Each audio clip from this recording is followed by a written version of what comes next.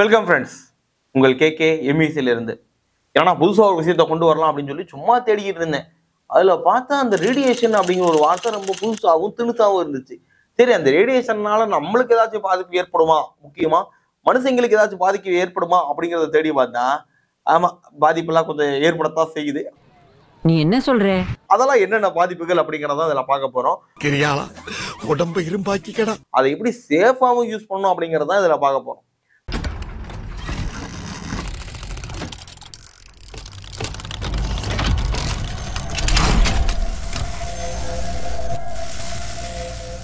First விஷயம் என்ன அப்படின்னா, ஒரு ரேடியேஷன் அப்படிங்கிறது வந்து பார்த்தீங்கன்னா கதிர்வீச்சுன்னு தமிழ்ல தெரியும். இது எப்படி உருவாகுது, எங்கிருந்தெல்லாம் வருது அப்படிங்கிறது எல்லாமே நம்ம செப்பரேட்டா ஒரு வீடியோவை தனியாக போட்டு தரேன். அதில் நம்ம பார்த்துக்கிடுவோம். இப்போ என்ன அப்படின்னா, இந்த ரேடியேஷனால உடம்புல என்ன பாதிப்பு வரும்? ஜெனரலா இந்த ரேடியேஷன் வந்து கையில குத்துச்சுன்னா கை புண்ணாயிடுமா சார், கையெல்லாம் எரியுமா சார்னா அதெல்லாம் ஒண்ணுமே பண்ணாது. அதான் ரேடியேஷனோட ஒரு மிகப்பெரிய ஒரு அட்வான்டேஜ்னே சொல்லலாம். என்னங்க எனக்கு ஒண்ணுமே புரியல. ஆமா, அந்த ரேடியேஷன் என்ன பண்ணும் அப்படின்னா, வெளியெல்லாம் ஒண்ணும் பண்ணாது. உள்ளுக்குள்ள உங்க செல்ஸ் இருக்கும் இல்லையா, உங்க செல்ஸ் தான் போய் ஏதாவது பண்ணும். என்னெல்லாம் பண்றதுக்கான சான்சஸ் இருக்கு. அதாவது ஒரு செல்லு வந்து பாத்தீங்க அப்படின்னா நம்ம உடம்புல இருக்கு அப்படின்னா, ஒரு டேமேஜ்டு செல் இருக்கு அப்படின்னா அந்த டேமேஜ்டு செல்லை இந்த ரேடியேஷன் போய் கியூர் பண்ணலாம். எஸ், கியூர் பண்ணும். அடுத்து வந்து பாத்தீங்க அப்படின்னா, அந்த மாதிரி டேமேஜ்டு செல் இருக்கு இல்லையா, அந்த செல்லு சுத்தியும் இருக்கக்கூடிய மற்ற செல்லை வந்து பாத்தீங்கன்னா அதே மாதிரியே டேமேஜும் பண்ணலாம். சாம்பார் ஆப் எனக்கு ஓகேவா? ரேடியேஷன் வந்து டேமேஜ் செல்ல சரியும் பண்ணலாம், அல்லது டேமேஜா இருக்கிற செல்லு மாதிரியே மற்ற செல்லையும் என்ன பண்ணலாம், உருவாக்கி விடலாம். அந்த செல்ஸ் அப்படியே பரவி பரவி பரவி பரவி என்ன ஆகும் அப்படின்னா நிறைய செல்ஸ் உருவாயிரும். அதுதான் கேன்சர். கேன்சர் கட்டிகள் அப்படின்னு சொல்லுவாங்க இல்லையா, அதான் கேன்சர் அப்படிங்கிறத உருவாகும். இன்னும் சிலப்ப என்ன பண்ணும் அப்படின்னா, ஒரு டிஃபெக்டிவான செல்லு உங்க உடம்புல இருக்கு அப்படின்னா அது இந்த ரேடியேஷன் என்ன பண்ணும் அப்படின்னா, ரேடியேஷன் உள்ள போய் அதை டெலீட் பண்ணி விட்டுரும். எஸ், இப்படி டெலீட் பண்றதுனால எந்த பிரச்சனையும் கிடையாது. ஏன்னா செல்ஸ் இறந்துச்சு அப்படின்னாவே சீக்கிரமா அதுவே ரீப்ரொடியூஸும் ஆயிடும். ஸோ அதுதான் நம்ம மனித உடம்புக்கான ஒரு இயல்பு. திரும்ப வரமாட்டேன் தானடா ஆட்டம் போட்டீங்க, வந்துட்டேன்டா. அதனால இது ஒரு 3 விஷயங்களை வந்து பாத்தீங்கன்னா ரேடியேஷன் நம்ம உடம்புல ஏற்படுத்தும்.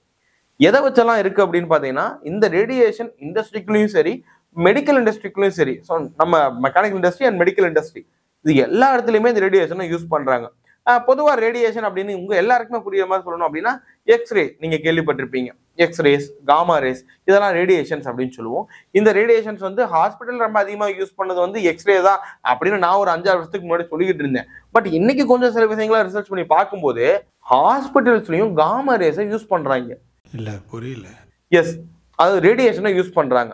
ஸோ நிறைய இடத்துல இது ஓகே அளவா யூஸ் பண்ணும் பொழுது அளவுன்னு சொல்லும் போதுதான் சில விஷயங்கள் எல்லாம் இங்க கொண்டு வர தோணுது. இதை வந்து பாத்தீங்க அப்படின்னா ஆர்இஎம் அப்படிங்கிற ஒரு அளவுல மென்ஷன் பண்ணலாம். நிறைய கியூரி அந்த மாதிரிலாம் ஏகப்பட்டது இருக்கு. பட் ஒரு ஆர்இஎம் அப்படிங்கறது வந்து மென்ஷன் பண்ணலாம்.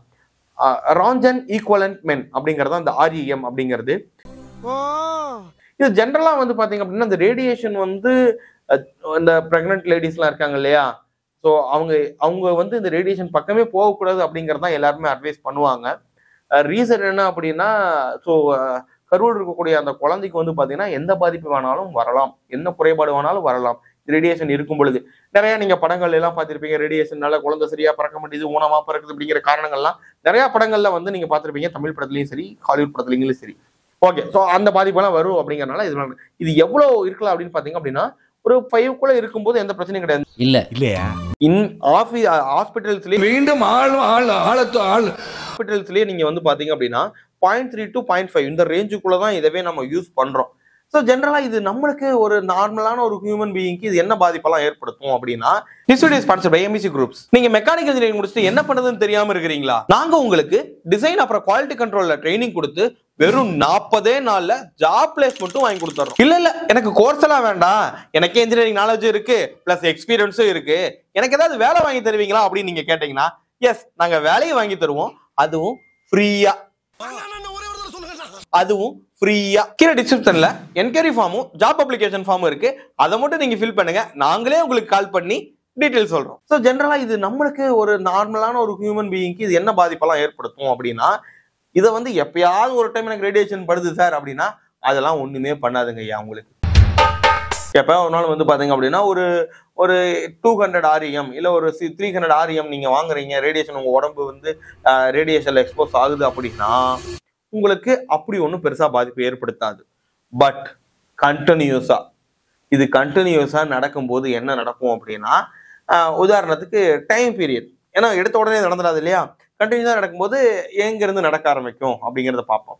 ஃபர்ஸ்ட் வந்து பார்த்தீங்க அப்படின்னா ஒரு மொதல் வாரம், அந்த வாரங்களில் வந்து பார்த்தீங்கன்னா பெருசனோட உடம்பு சோர்வாக இருக்கும், தொண்டை எரியறது, மூக்கு எரிச்சல் இருக்கிறது, அந்த மாதிரியான சின்ன சின்ன விஷயங்கள்லாம் சின்ன சின்ன சிம்டம்ஸ் மாதிரி இருக்கும். அதையெல்லாம் எதையும் கண்டுக்காம ஒரு மாத்திரை இதனை முழுங்கிட்டு திருப்பி ரேடியேஷன் பக்கம் அப்படியே கன்னியூவாக இருக்கிறோம் அப்படின்னா ஒரு 2வது வாரம் அப்படிங்கிறப்பெல்லாம் என்ன ஆகும் அப்படின்னா வாமிட்லாம் வர ஆரம்பிக்கும். வாமிட்டு, டிசென்ட்ரி, கொஞ்சம் முடி கொட்டுறது எல்லாமே நல்லாவே நீங்கள் ஃபீல் பண்ண முடியும். உள்ள ஒவ்வொரு ஆர்கான்ஸாக வந்து செயலிழந்துக்கிட்டே வரும்.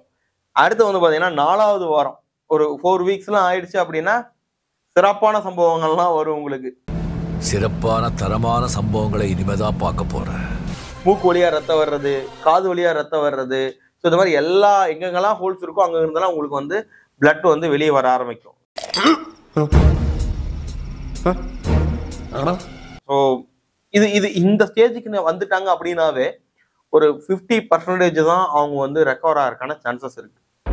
அசையாத மரம் ஒன்று உயிர்ந்தது கீழே. இதுவே மொதல் வாரமே வந்து பார்த்தீங்கன்னா இந்த மாதிரி தொண்டை எரிச்சல், 2வது வாரத்தில் வந்து இந்த வாமிட்டிங், டிசென்ட்ரி எல்லாம் ஆகுது அப்படின்னா அப்பவே இந்த ரேடியேஷன் பக்கமே போகல அப்படின்னா இந்த பக்கம் முறையான ட்ரீட்மெண்ட் எடுத்தாங்க அப்படின்னா ஹெல்த்தியான ஃபுட்ஸ் எல்லாம் எடுக்கும் பொழுது ஆட்டோமேட்டிக்காக என்ன ஆகும்னா உங்க பாடி ரெக்கவர் ஆயிடும். ஸோ அது ரெக்கவர் ஜோன், அந்த ஜோன்லாம். பட் இந்த 50% ஜோன் வந்துட்டா கொஞ்சம் ரெக்கவர் கஷ்டம். அது அவ்வளவுதான்.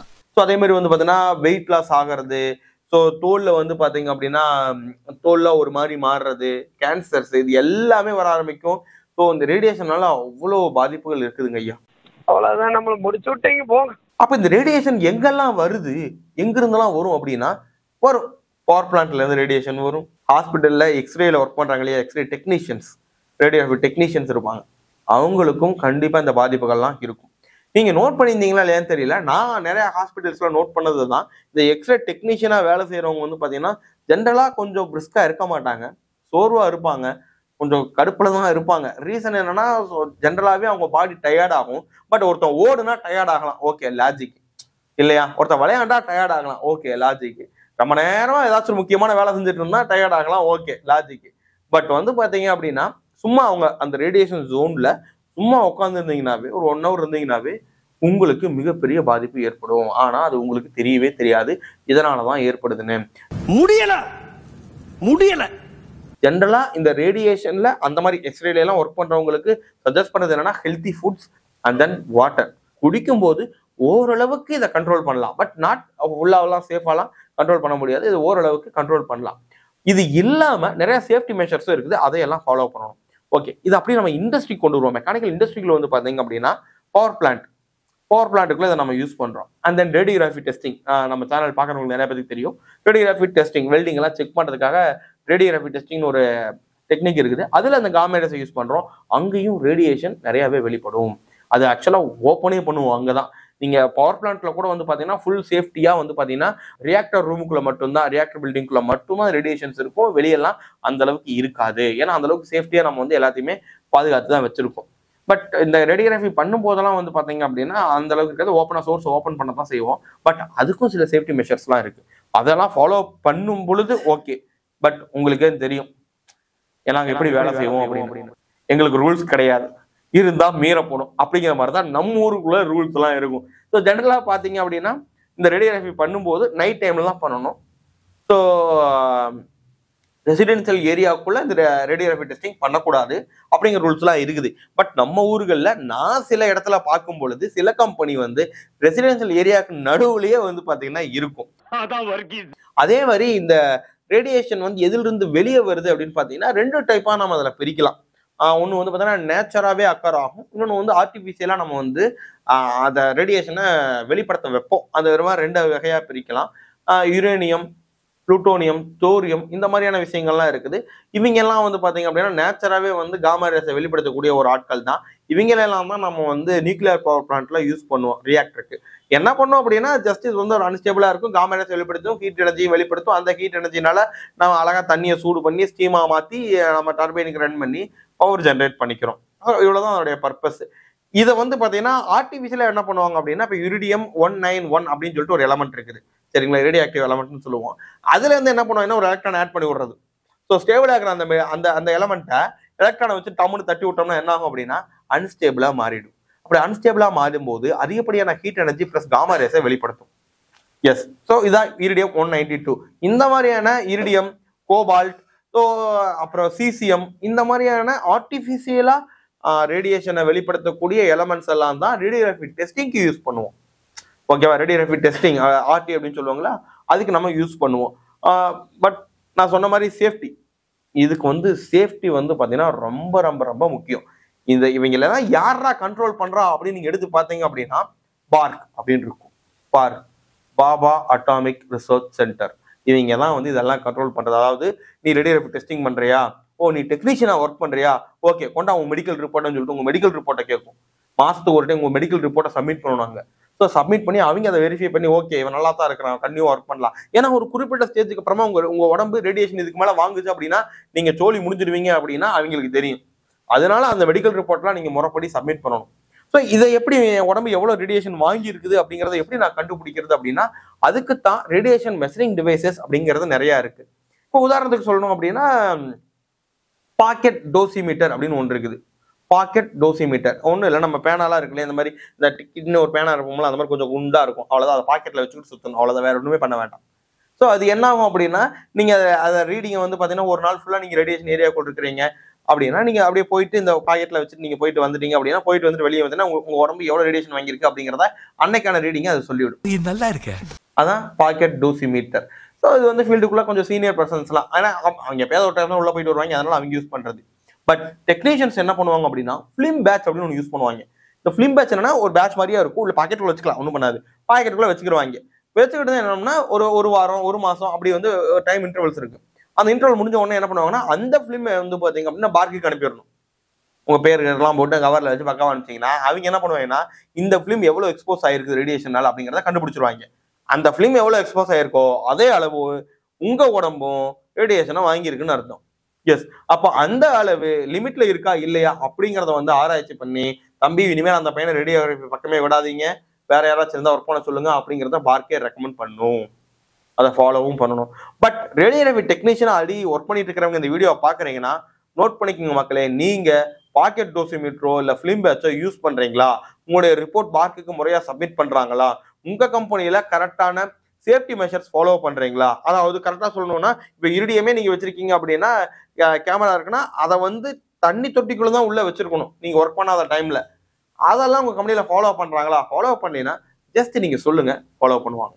இல்ல நீங்க சீனியரா இருக்கிறீங்கன்னா நீங்க ஃபாலோ பண்ணுங்க, அவ்வளவுதான். ஸோ இதை ஃபாலோ பண்ணாவே மேக்ஸிமம் ரேடியேஷன்ஸ் வந்து அவாய்ட் பண்ணலாம். ஸோ இந்த ரேடியேஷன் அப்படிங்கிற வேர்டே சொன்னோம்னா போதும், ஓகே ரேடியேஷன் அவ்வளவுதான், பவர் பிளான்ட் வேண்டாம், அது வேண்டாம், இது வேண்டாம் அப்படின்லாம் நீங்க சொன்னீங்கன்னா இந்த ரேடியேஷன் நீங்க யூஸ் பண்ற போன்லயும் இருக்குது, போன்ல தான் அதை பார்த்துக்கிட்டு இருப்பீங்க. எஸ், பட் இதெல்லாம் அயனைசிங் ரேடியேஷன் அப்படிங்கிறதுக்கும் நிறைய வீடியோஸ் அந்த நிறைய சேனல்ஸ்ல அந்த வீடியோஸ் எல்லாம் போட்டுக்கிறாங்க. பட் இருந்தாலும் இதையும் நீங்க கண்டினியூஸா இந்த ரேடியேஷன் நீங்க வாங்குனீங்கனாலும் பிரச்சனை தான்.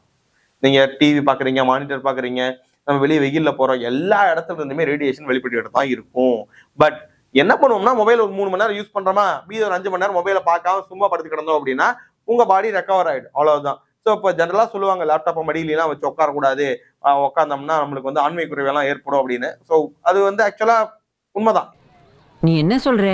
என்னன்னா ஹீட்டுனால தான். ஸோ அதுல இருந்து பார்த்தீங்கன்னா அயனைசிங் ரேடியேஷன் வரும், அந்த ரேடியேஷனால ஹீட்டும் வெளிப்படும். ரேடியேஷன் ஜாஸ்தி ஆகும்போது ஹீட் ஆட்டோமேட்டிக்கா ஜென்ரேட் ஆகும், இதனால நம்மளுக்கு பிரச்சனைகள் வரும்.